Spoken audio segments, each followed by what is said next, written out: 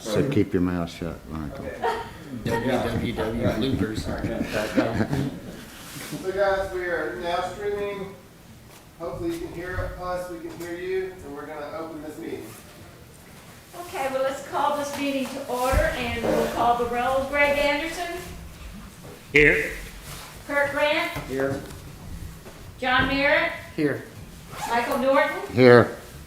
Laura Pace, Here. Kate Pratt, not here, Paula Stubblefield. Here.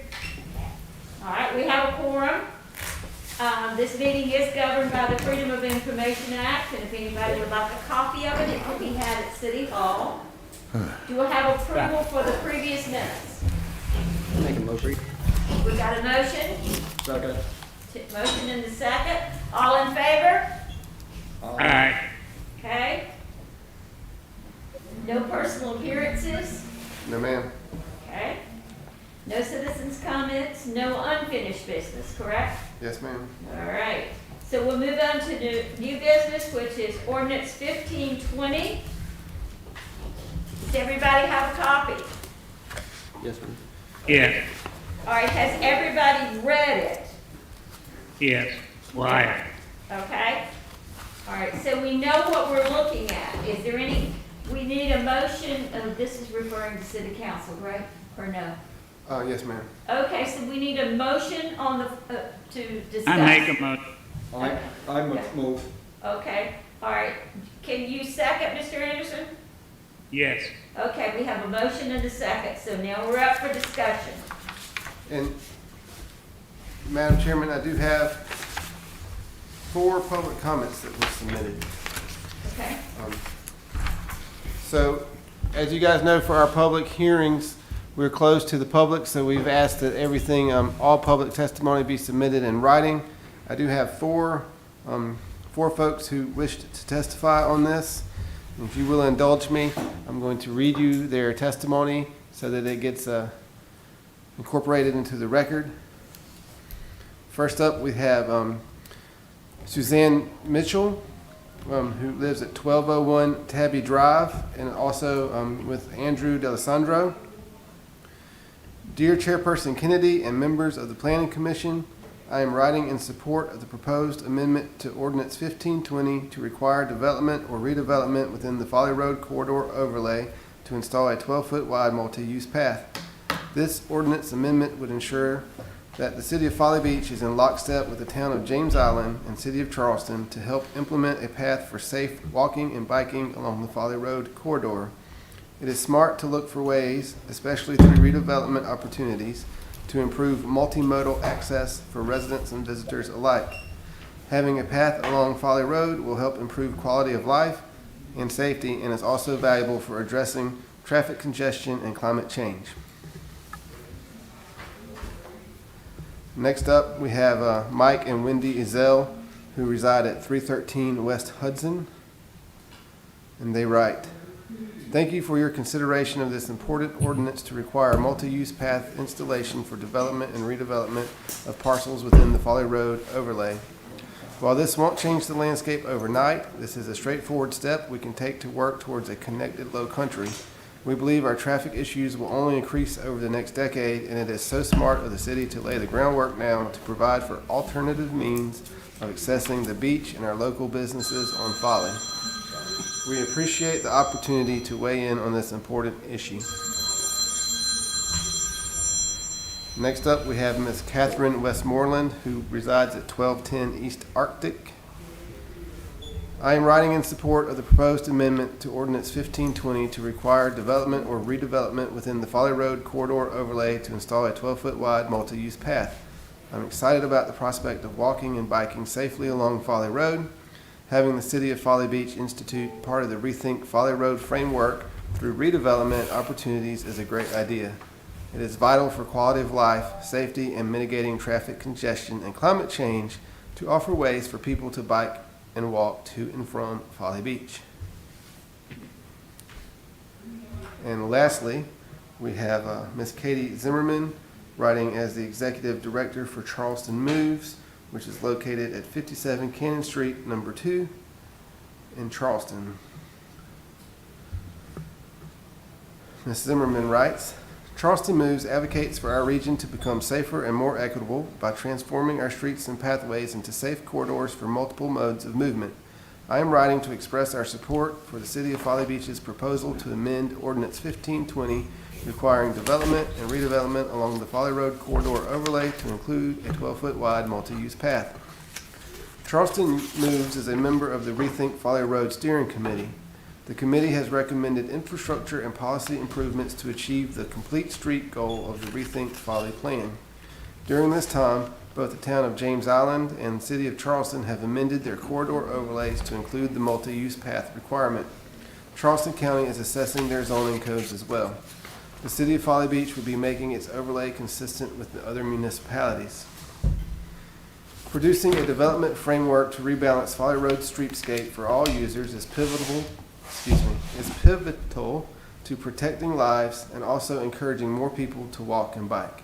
We support the City of Folly Beach in its work towards the strategic Rethink Folly vision of safe mobility. And that concludes the public testimony. I think that we've had all positive on the public. I make a motion that we move to vote.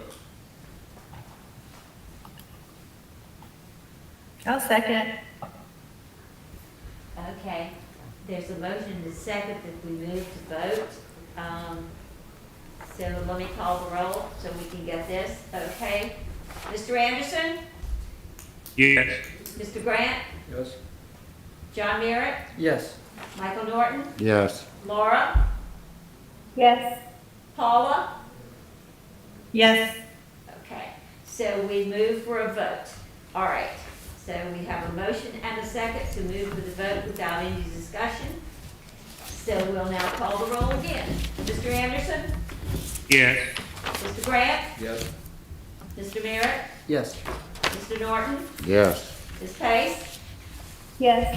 Ms. Stubblefield. Yes. Okay, the motion passes with everybody in accordance. Okay. All right, at this point, I'm going to turn the meeting over to Mr. Norton, and he will do the hearing on ordinance 2420. Do I have a motion to discuss? I move we consider the motion. I second it.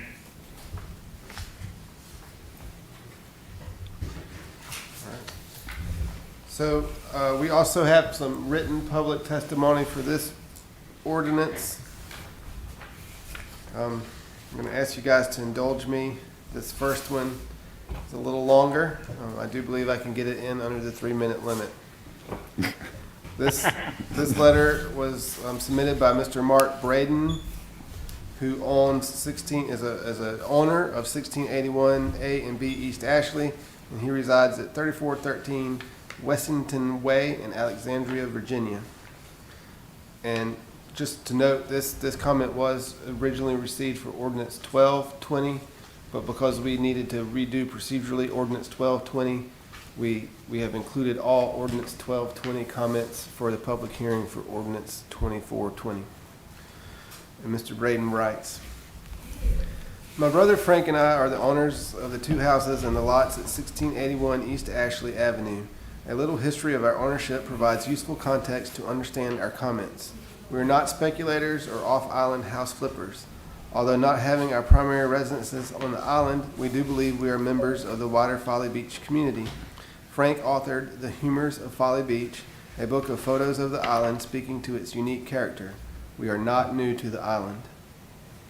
40 years ago, following the death of our father, our mother, planning for her retirement from teaching, bought the original house and the lots at 1681 East Ashley Avenue.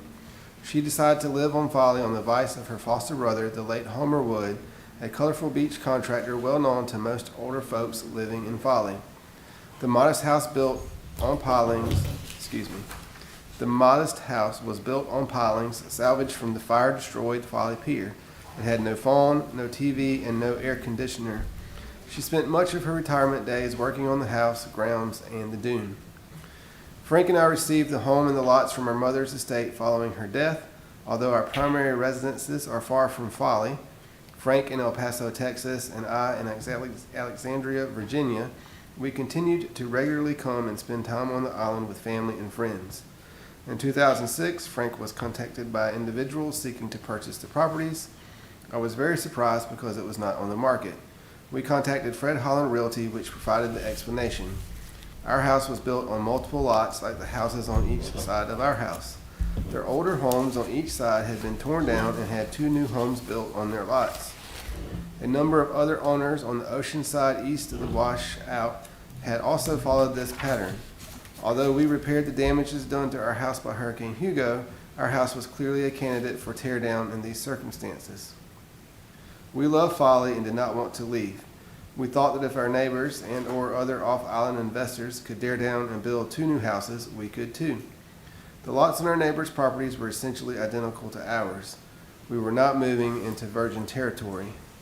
We hired a home builder who was a resident of Folly and a James Island designer.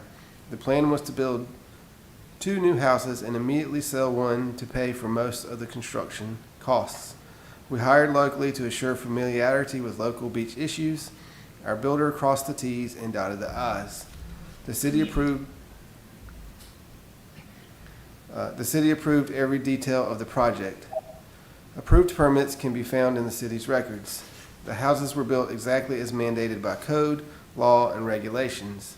There were no objections from the city nor anyone else to this project. Our construction project went exactly as planned and 2 lovely new houses were built. However, the plan to sell one of the houses did not. Bad timing in spades, the houses were completed while the real estate market collapsed in the Great Recession of 2007 to 2009.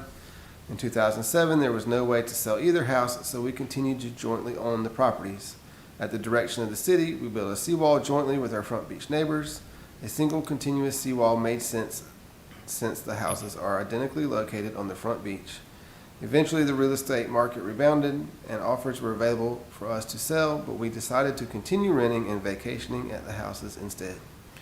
Then last year, after we had listed the houses for sale and were in the process of receiving an offer to purchase one of the lots, out of the blue, the city told us we cannot sell since we jointly own both houses and lots. We cannot understand why our joint ownership should be treated differently than our neighbor's individual ownership. That differential treatment is the reason why we are in court. Why has the city refused to grandfather our properties in under its amended ordinance?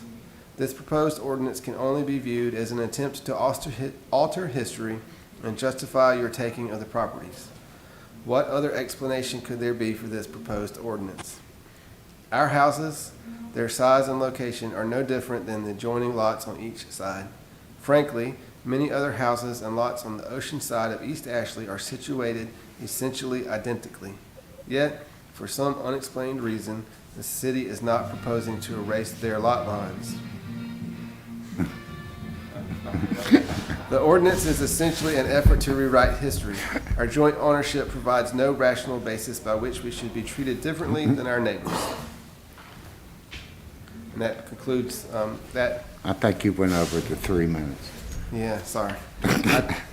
And then I do have one slightly shorter additional written testimony, and this was submitted on behalf of Juanita Wright and John Cantwell, and they own 1659 A and B, 1663 A and B, and I believe 1661 B. Mr. Cantwell and Ms. Wright. Our firm this is actually submitted on their behalf. Our firm represents Juanita Wright and John Cantwell, the owners of the lots located at 1659A, 1659B, 1661B, 1663A, and 1663B East Ashley Avenue, Folly Beach. We write to express our opposition to Ordinance 12-20, which would, if passed, constitute an inverse condemnation and regulatory takings claim. And that's all of the public testimony. Okay. Can I ask you a question there? Why was the original one turned down by the city? Ordinance 12-20? Are you asking about Ordinance 12-20? Yes. So when that ordinance got drafted, the proposed amendment was overlaid onto a draft version of the ordinance that was not the final adopted version in our code. So rather than propose an amendment to our adopted code, Ordinance 1220 had that same overlay, or I'm sorry, the same amendment overlaid on a draft version of the code that was never adopted. So we had to kill that ordinance and bring it back as Ordinance 2420, which actually put the amendment on top of the adopted language. So basically, when they were writing Ordinance 1220, they pulled up a draft, not the real thing, and they amended the draft, and it wasn't caught until after, before the public hearing for the Planning Commission. So Ordinance 2420 makes the same amendments that were in Ordinance 1220. It's just the last section is the actual codified language of the code. Aaron, what was the purpose of the amendment or of the law to begin with? Why, I mean, were these originally just one buildable lot that these people built on and the city permanent didn't catch? I'm not understanding the purpose of the consideration of this. So in 2010, when we rewrote our zoning ordinance, we borrowed a pretty common zoning tool known as lot merger. And in the language from 2010, prior to our moratorium in 2019, we administratively merged adjacent substandard lots. So if you had two substandard lots and you owned both of them, we wanted to treat them as one lot in order to kind of force people towards greater conformity with the zoning. So if you had two lots that were too small to build a house and you owned both of them, we made you combine them. But the language in the 2010 ordinance said that applied to lots with continuous frontage, and there was some gray area on whether or not that applied to lots that were simply adjacent. So in 2019, we amended the code to say that any two lots that were adjacent and substandard were merged. And that's what caught a lot of the front beach lots.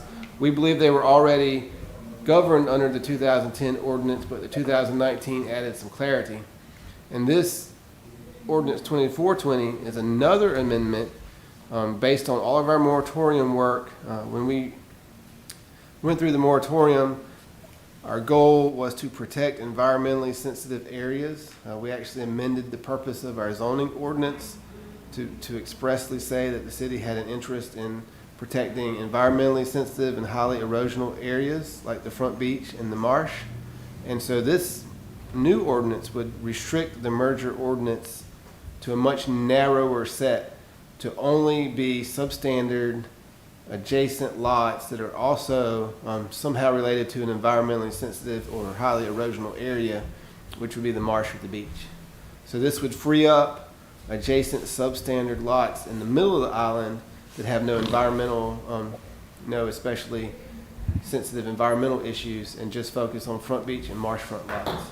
And basically we're trying to stop the development of lots in those areas that by themselves are too small and can be combined with property already owned by the same owner next door to make one lot that's closer to compliance. All right, so would this force, Go ahead. would this force the owners of those two homes in the first instance you talked about to sell to the same person? Yes, sir. This ordinance would rule that from our zoning standpoint, that's one lot. If they wanted to sell one house, they have to sell them both. They can't sell the lots individually. How many lots would you estimate this would affect if we did or did not change this law? I'm sorry, I didn't hear. About how many lots would you guess that this would affect if we did or did not change this law? Like how many are affected by this, in this particular law? So if we narrow it down to adjacent substandard lots that are also adjacent to the critical area, it narrows it down to about a dozen. And if we leave it, we don't know the exact count of half lots in the middle of the island, but it's less than 2 dozen. Were these property owners notified? So isn't it, So since in 2010 and 2019, these were not property-specific amendments. They were amendments to the general zoning code. So they were notified in the form of public hearings and public notice for the general process for the adoption of the ordinances, but no site-specific notices were mailed. And how many lots are there affected? Again? You just said, Where prior, without this new restriction, probably about 24. why couldn't we? 2 dozen? Why couldn't we have notified these people? I mean, that doesn't seem an inordinate burden. Right. I can't speculate on why we couldn't, but I can tell you that why we didn't is because as a general amendment to the zoning code, we aren't legally required to. Legally required is interesting legal language. From a lawyer. Any more discussion? But speaking to the notice, in both processes, in 2010, it was about a 3-year process with probably 30 or 40 public hearings. I think you sat in on most of them. In 2019, we met once or twice a month for a year. It was covered extensively in the Post and Courier, the Folly Current, the Sandspur, posted on our webpage, publicly noticed, let's just call it 18 or 19 times. So we feel like that folks who even tangentially follow what's happening at Folly Beach would have been aware that something was going on. Aaron, I'm new to this process, so forgive me if this is an inappropriate question. During the planning commission, am I allowed to ask you what the city's position is? Like what, from a development and zoning point of view, the city's current stance on this is? We are the city. Yeah, We are. It's our position. Yeah, but so generally speaking, the purpose of this ordinance is to further the goals of the zoning ordinance, which is to protect environmentally sensitive or highly erosional areas. And so this is one tool in our toolkit to further regulate development on areas that are adjacent to either the baseline or the critical line. Now, somebody asked if you notified these people, and you said it wasn't required by law. That doesn't seem like the proper way. I mean,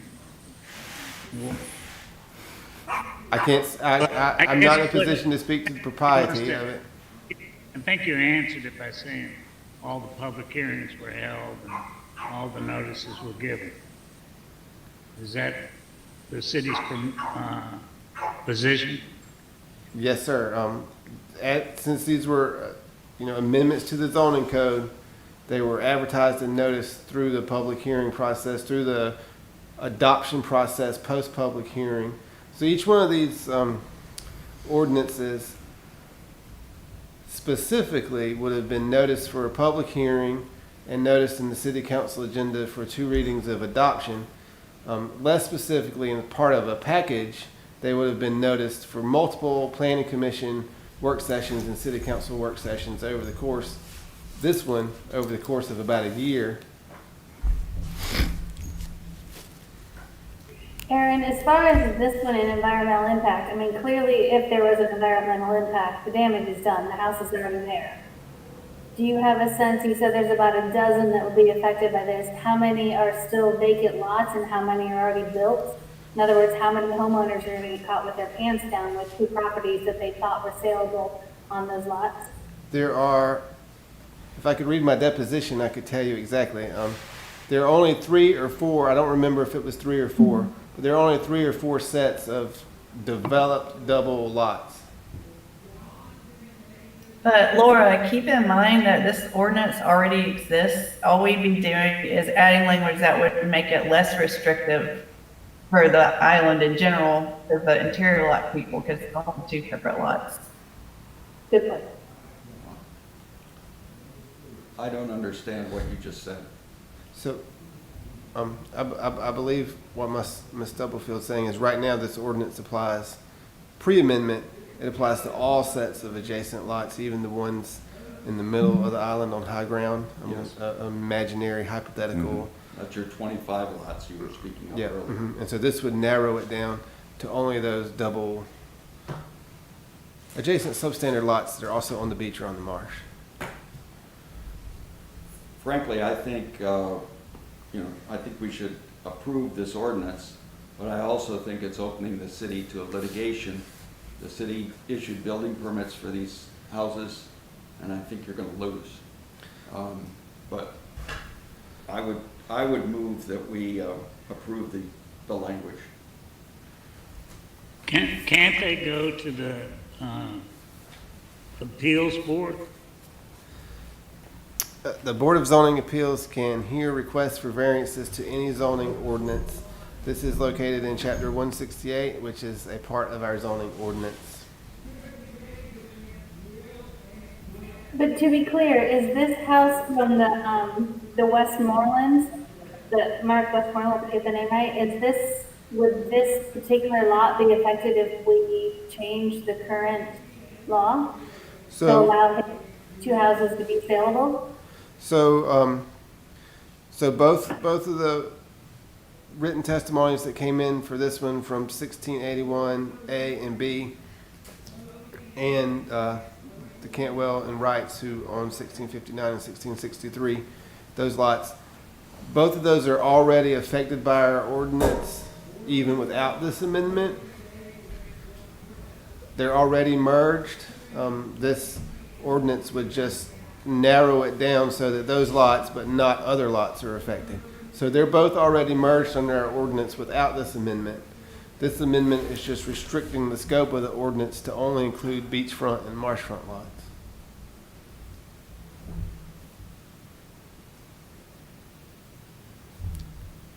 Anyway, I'm. So, Is there a second to Mr. Grant's motion? I got a question for Mr. Grant. You think that we should go ahead and approve the ordinance, Yeah, but anticipate that it's going to be challenged in court? yeah, And it already is. yeah, and I It's can't, already in court. right, and I Why do can't, you feel it will be challenged if we're making it less restrictive rather than more restrictive? Because you issued a building permit for two houses, the city, and now they're basically saying you only have one house. yeah, and Right, but we're making it less restrictive. Are we making it so theoretically, if we pass this, that he could have two saleable houses? no, no, ma'am, this, the, Absolutely not. right, Yeah. so this amendment, their lot is merged. Oh, because he's beachfront. Okay, I got Yeah, it. mhm. And I can't say, I guess I should have not started with this, but I can provide that we are already in a lawsuit regarding 1681 A and B East Ashley. We've already been sued about this ordinance pre-narrowing because they're already affected by it. So we are already in litigation. Do you feel good about the outcome from the city standpoint? I cannot, I'm not in a position to opine on the favorability of one side or the other. I'd have to defer that to our legal counsel. So they haven't been talked to about it? Yes, sir, we've been served and this litigation's in process. The city staff has already been deposed, so this case is proceeding. So what does our attorney say? I'll have to defer to our attorney on that. I can put him in contact with you if you'd like to speak with him about the case. No, I was just wondering if we're already in litigation. Greg, this is gonna get settled. That's what's Okay. that's what's gonna happen with this thing. But Okay. I think the reason I'm in favor of the proposed amendment is, let's get it clear and clear up any ambiguities. The fact that the city wins or loses in this lawsuit or settles by allowing them to sell the two is another matter. I can identify a lot of good reasons why they've got good arguments, since the city issued two building permits for two separate houses. Basically the city made a mistake because we didn't have the ordinance at the time, and now it's come back to bite us. Right, and that's a big point there. When these houses were built prior to 2010, there was no lot merger ordinance. And this lot merger ordinance from the beginning has been part of the city's reaction to beachfront development. Once the Superfront beach houses went up, as a community, there's been a will and a desire to regulate beachfront development differently, and this lot merger has evolved as part of that. Well, after listening to Mr. Grant, I make a motion that we pass. I already made the motion. He made the do you second the motion? Greg, second the motion. Mr. Grant already made the motion. Do you second? Yes, sir, Michael. Okay, we have a second.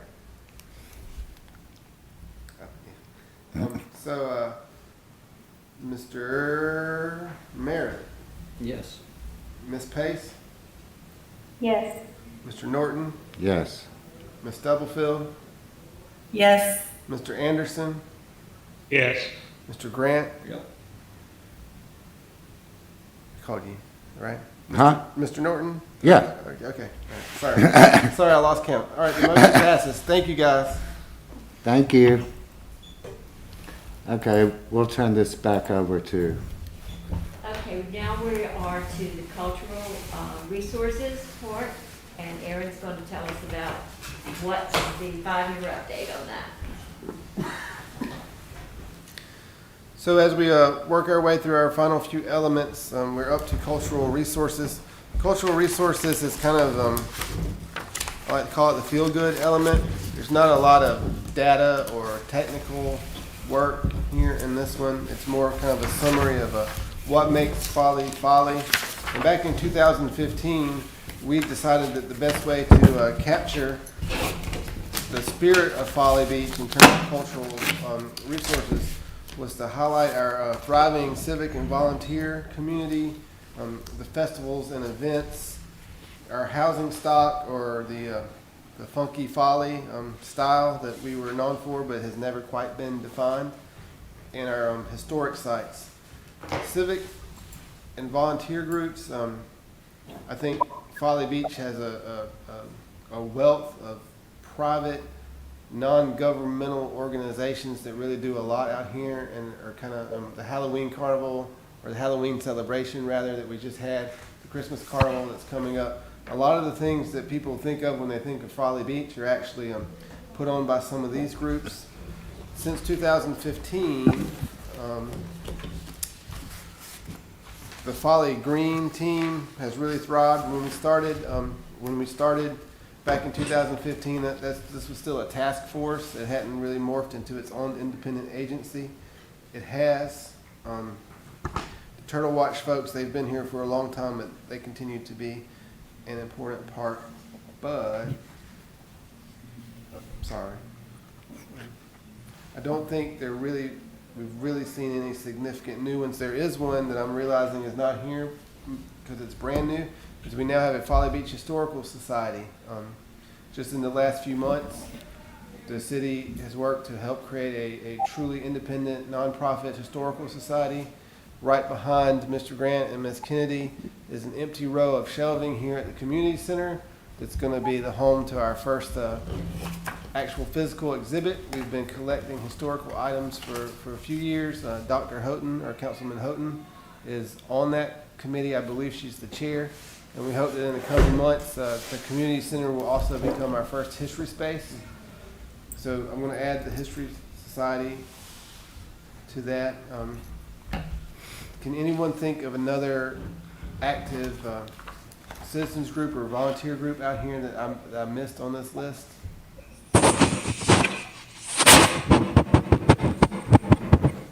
I know the Folly Beach Wahinis do a lot of giving back to the community. I don't know if that's considered an actual cultural resource, but Yeah, that's a very active group. I think definitely they are a part of the fabric of what makes Folly Folly. So, I would agree. yeah, thank you for that. I would definitely think of that. the Folly Angels. Sir? The Folly Angels. Oh, yeah. I want to tell you that has been the one thing that bangs around my brain for ever how many years I've been on the commission. Is the people want Folly to be kept Folly, and that's the hardest part of our job. I truly believe that. It's a hard thing to do when the property values are skyrocketing. And I do think that, not everyone needs or wants to come to a planning commission meeting or a city council meeting to make a difference in the community. And I think that the work that these groups do are every bit, if not, well, I don't want to say more, every bit as important as what we do in this room and what city council does. So I will work to write up a summary of those three groups. The next section is festivals and events. And when we, I'm sorry, real quick, one more thing. I don't know if it deserves a mention or not, but the Folly Beach Current, the fact that we have a couple that's basically running their own self-promoted and self-published newspaper, I don't think many towns that have 2,500 residents probably have a newspaper that's dedicated to what's going on in our community. I don't know if they deserve a mention, but I'd sure like to see them honored. no, I do think that definitely deserves a mention. That publication over the years has been important, and I see here that it's noted, I think, in the Civic Club that they do the Sandspur, but it's just kind of noted as a reference in the Civic Club blurb, and maybe the Current and the Sandspur can stand alone on their own as really important vehicles for information sharing and communication in the city. So I'll definitely add those. Thank you. I think so. Yeah, thank you. That's a really good add.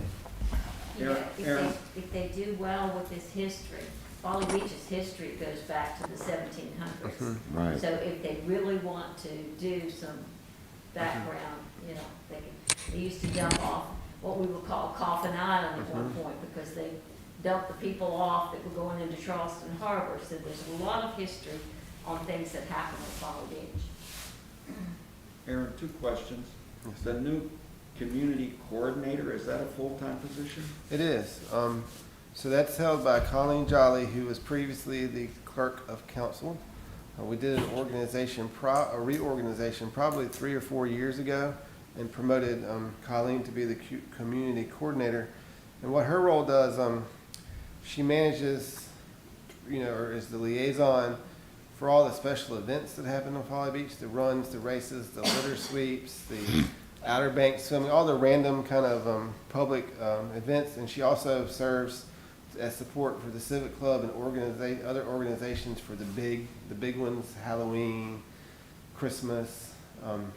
She's an ambassador for the community. She goes around basically any public event or private event that's on Folly Beach. She's involved with managing or coordinating. It's really So she's pretty much out of a job. She's really stood up during the coronavirus to try to do everything virtually. I think she's done an amazing job given the challenges that you all face. No, I was just making a joke. I know. But to that point, I think that the Halloween. I don't know if any of you guys were involved with Halloween, but Halloween, the family fun camp that we had on the beach. Another important part of what that position is doing is we've never really had a recreation department, a full-time recreation department, and we still don't necessarily have a recreation department. But she's been working with the Parks and Recreation Board to kind of come up with some things to benefit our local youth. They did the family fun camp out on the beach for Folly Beach kids and some James Island kids. She is organizing tennis lessons, basketball lessons, soccer shots.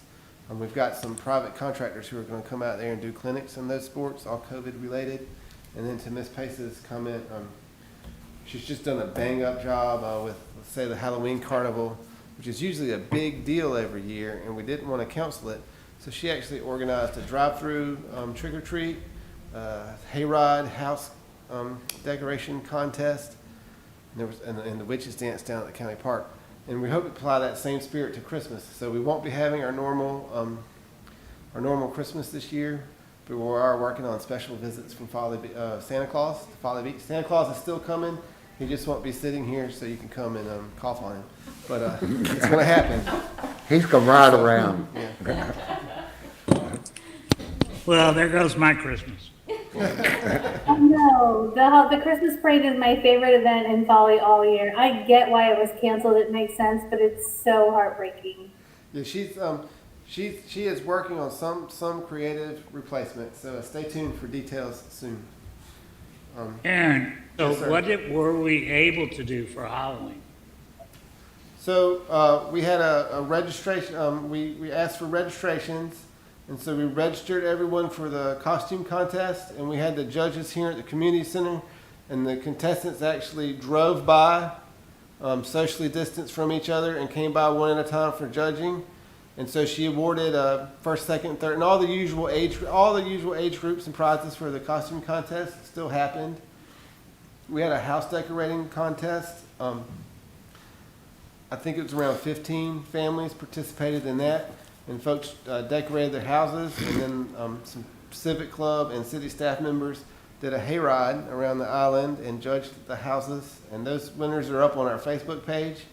And then they did what's become an annual tradition for the Witches Dance, where Folly Beach witches were able to gather down at the county park and do their traditional Halloween dance. And we live streamed that on Facebook. So people could watch it, but not necessarily come and see it. Were kids able to get candy? Oh yeah, yes sir. The Civic Club put together, I don't have any, but really good goodie bags full of candy. We had tons of donations. Is there any extra? If it is, it's locked up in the drawer in one of these trailers somewhere. So I'm just gonna say no. Luan, you need to be fighting for us. I'll bring you some candy, Greg, just to make sure you're Thank okay. you. Thank you. Aaron, just an editorial comment. The new position supports civic club festivals. Why don't you eliminate civic club, because the business association, other people have Oh, festivals. that's true too. I just say festivals. Yes sir. And speaking of festivals, I think festivals and events were a little more on everyone's mind back in 2015. That was around the time that Folly Gras was getting out of hand. It was later canceled. So I think we highlighted this as much to recognize the role of these things as to recognize the challenges. I think since 2015, although not perfect, we've made a lot of progress on the management of the events. Folly Gras itself is no longer. The Jazz Festival fell prey to organizational challenges. But in general, I hope that everyone agrees that the big events hosted by the business community have toned it down. We've got gates, alcohol bans, security, extra sanitation. We've worked out a new system for reimbursement to the city for security costs. I think the staff event committee was actually put in place either in 2015 or shortly after 2015 to start kind of reviewing these things ahead of time. So we have made progress. I do think that there's still that push and pull between some full-time residents who aren't fans of the big festivals and the business community. That will probably be here forever, as long as we have them. But I did want to recognize, the improvements, I'll call them, that were made since 2015. I've got Folly Gras and the beach, in the Jazz Festival as being no longer. I was a little iffy about Arts in the Park. What about surface healing? We've got that. So- It's already in there. Yeah, It's all right. There's there. That's a huge group of people, but I mean, I'm all for, we're big contributors to it, so I'm all for it, but that's a huge group of people. Yeah, sir. We recognize them as a civic group, not as an event. Just because even though a big event does happen here, they do work year round. Does anyone see any festivals that I missed, or any ones that have faded away that I didn't catch?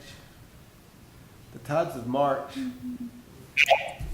I completely drew a blank. Do we have the Tides of March? We did, that didn't catch on very well. It was sort of an arts festival in the park with the Ides of March, and. I didn't do it Porch really Fest. didn't do it. That was a long time ago. That was a good long walk. Yeah, that was a long time ago.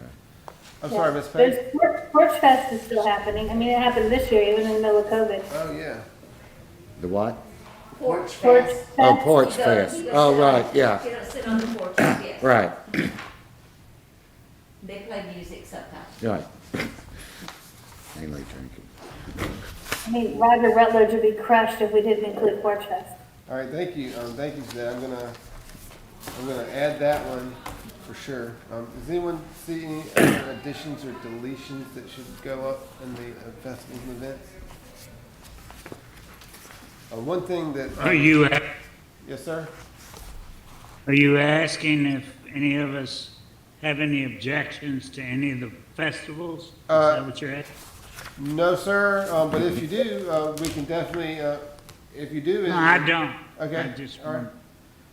One thing I'm probably going to touch on in the update, and this came late after a staff review from my peers, is that we have seen a really big increase in filming requests on Folly Beach. Folly Beach is in a lot of TV shows and movies and commercials and print ads. We're getting famous. The most recent one was Outer Banks. They were at City Council last month. They eventually canceled their scenes out here, but it is becoming more and more frequent. We tried to get a handle on it either last year or almost 2 years ago with our filming rules. We developed new guidelines for small scale and large scale things, but as with all things, once you pass it and start actually trying to implementing it, we realize we may still need to refine our filming rules just to get a handle of that. We don't charge. We don't have a big fee to film out here, so we will be exploring that. And actually, Colleen, the community coordinator, pointed out that I should put that in the plan, so I will be adding that under the festivals. Don't most places have a sizable fee for them to? A lot of people do, so that's something we're definitely going to look at. Yeah, My as, 16-year-old would very much like OBX to be allowed to continue to film on Folly. I just need to put that in there. I'm He's a sorry. big fan of OBX. I have a 16-year-old that would very much like OBX to continue to be filmed on Folly. As I understand it, they did do, so the way it works is the large scale has to go, if they have so many cars or so many staff members or they need special effects, that goes to city council. But small scale filming doesn't. And they have been out twice to do some small scale filming. So we will be in Outer Banks season 2. I'm not Yeah, sure. they were at the washout last week. I just happened to run into him, but yeah.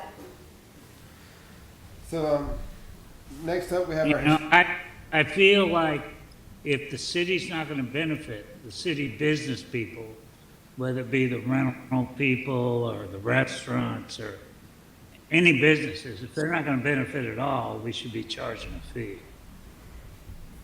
All right. Now, if there's Tides Hotel and they're gonna spend money for the local businesses or staying at other rental properties, I don't know, there's something to be said for just being nice. I don't know about that anymore.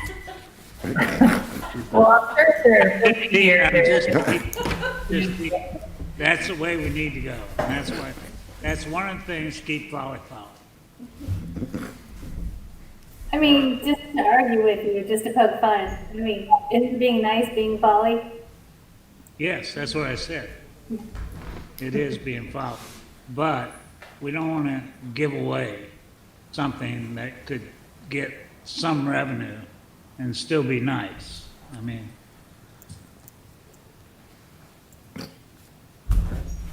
Moving on to historic sites. So the real update here is that we did, in 2018, we did a historic preservation committee. That committee met for about 6 months. We had a set of recommendations that went to city council, actually from the planning commission at the end of it, for various zoning allowances or flood code things that would have given people basically credits against zoning in order to preserve historic homes, and that, I think it did not get a second at city council. It didn't go anywhere, but we were able to persevere and get a new demolition permit, fee passed. And so now, if your building is 50 years old or more, and we can document it basically through the tax records, the demolition fee is $5,000 instead of $100. I don't have the numbers on how many paid that fee. I know at least one did. So it hasn't necessarily stopped anybody from tearing down the house, but it has made people think about it, we hope. But we wrote into an exemption that if the house was so far gone in terms of current code and also flood elevation, and flood elevation is the big one, that it would cost more than 50% of the value of the building to elevate it and bring it to code, then we'll let you tear it down for $100 still.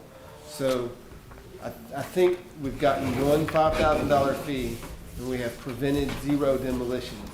So historic sites, or we don't have very many formally historic, formal historic sites, but our historic beach cottage stock has continued to decline in the last 5 years. So we haven't made a lot of progress there. It's still a problem. It's still happening, according to the One of the big things when we discussed this before was it's not like downtown historic district. These houses are spread all over the island. Mhm. So it's not like people could go to a certain area Right.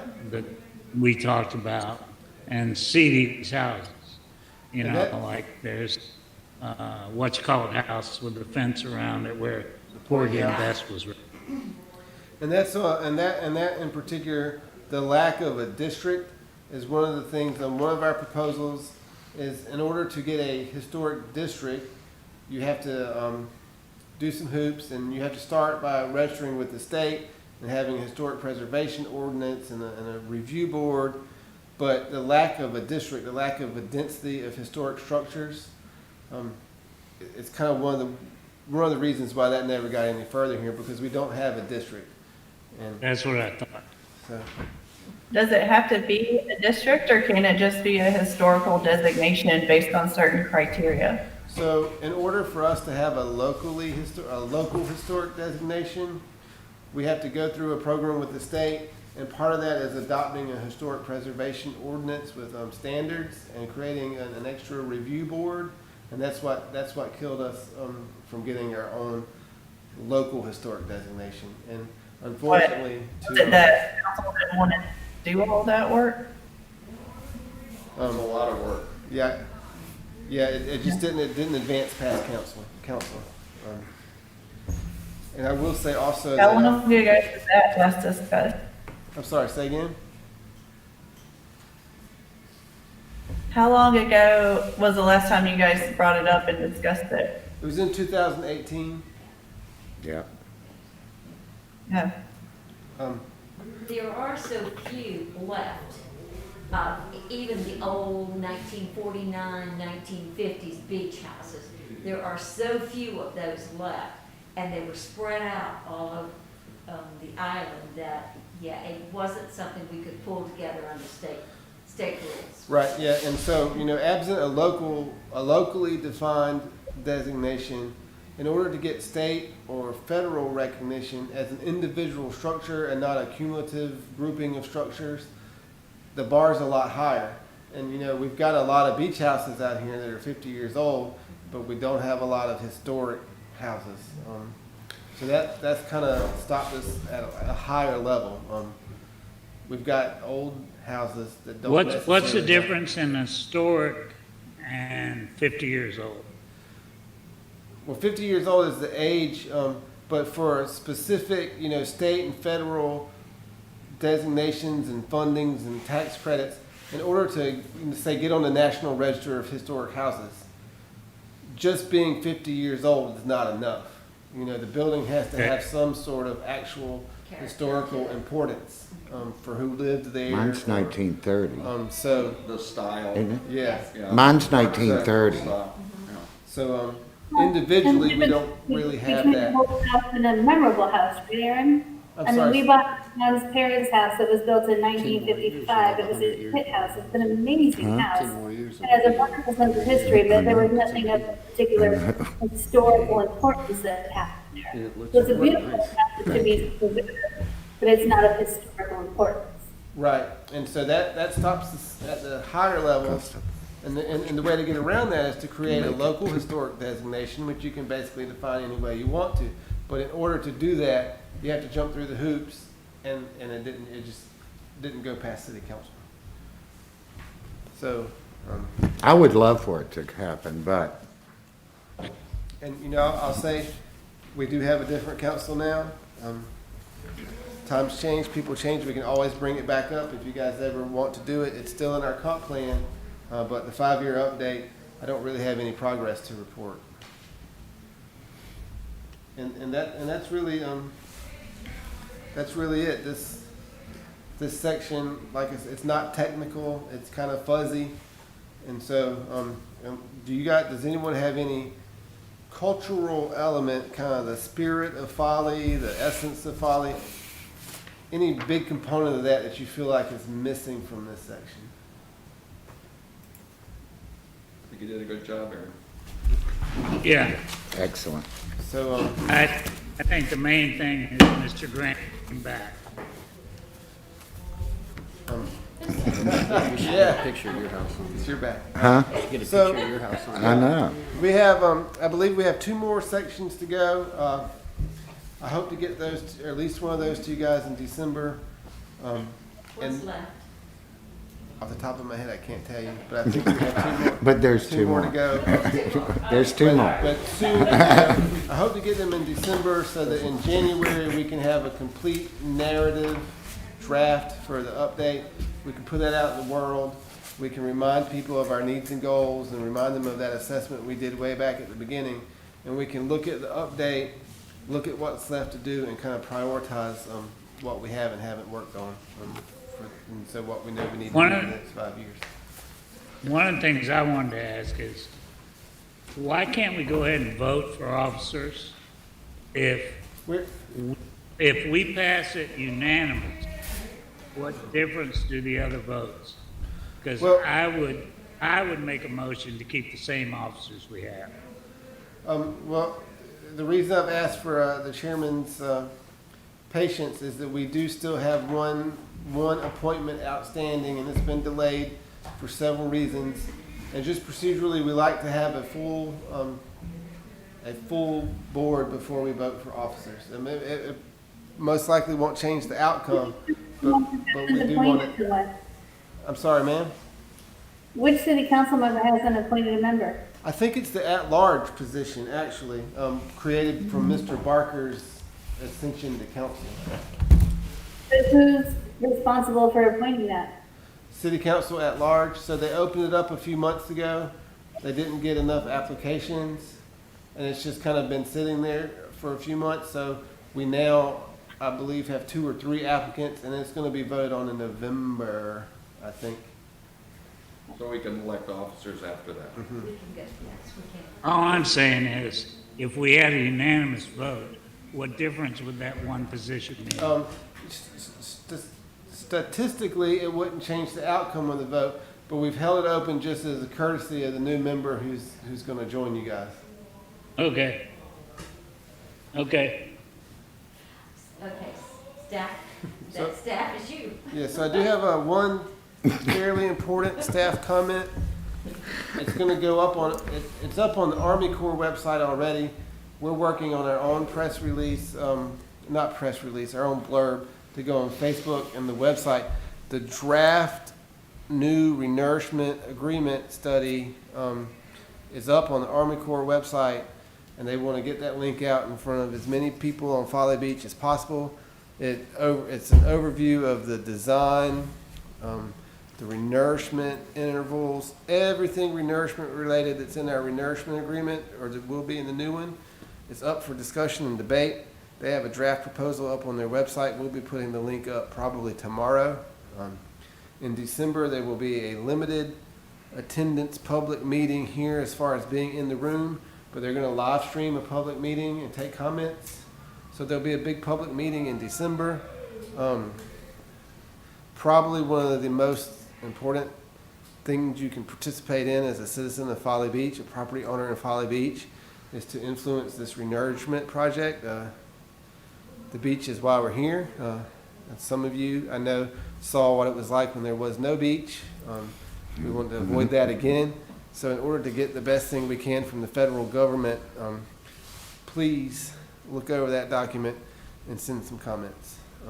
And Is there a chance we can extend the time that we have, that they participate 3/4 or whatever it is, So, and It's a we 50-year pays- maintenance project. so right now. this would be an entirely new 50-year agreement. Oh, great. There are some significant changes to the actual proposed profile of the renourishment, what they will build, and there's a pretty significant proposed new renourishment interval. There's discussions of alternatives. There's discussions of sand sources. There's a lot of important stuff in there. So read it, and if you have questions, you can send them to me. I'll route them through staff, but eventually they'll go to the Army Corps. But it's very important, so tell all your friends, please. Well, we did, I think, one time before the 93 project, I think we notified all citizens on the beach that it was coming up, because the first project was 93. And so from there, and it might be something that other people want to comment on too, so it's gonna go out. Yeah, we're gonna. Everybody will know Yes, where ma'am, to log in. We're gonna do a big push. We're thinking about we were thinking about a postcard, but given if you've been to the post office lately, a postcard might not be the best way. Well, we are- after tomorrow, it might be okay. But we are I hope so. we are gonna work on getting it out in front of as many people as possible.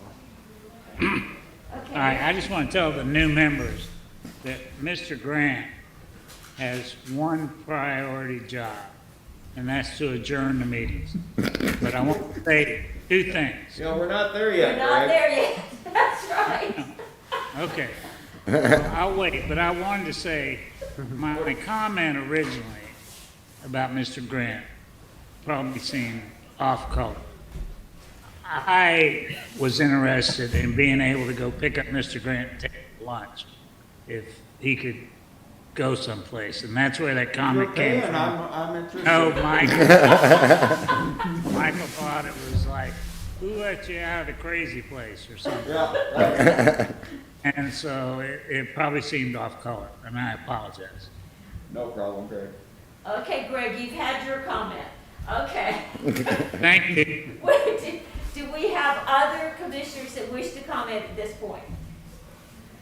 Anybody have I want to anything echo say? what Aaron said and ask that everybody look at that Army Corps of Engineers reassessment draft, because we are already back to having no beach to walk on the east end when it's high tide. And those renourishments are so important, and like Aaron says, could affect us for the next 50 years.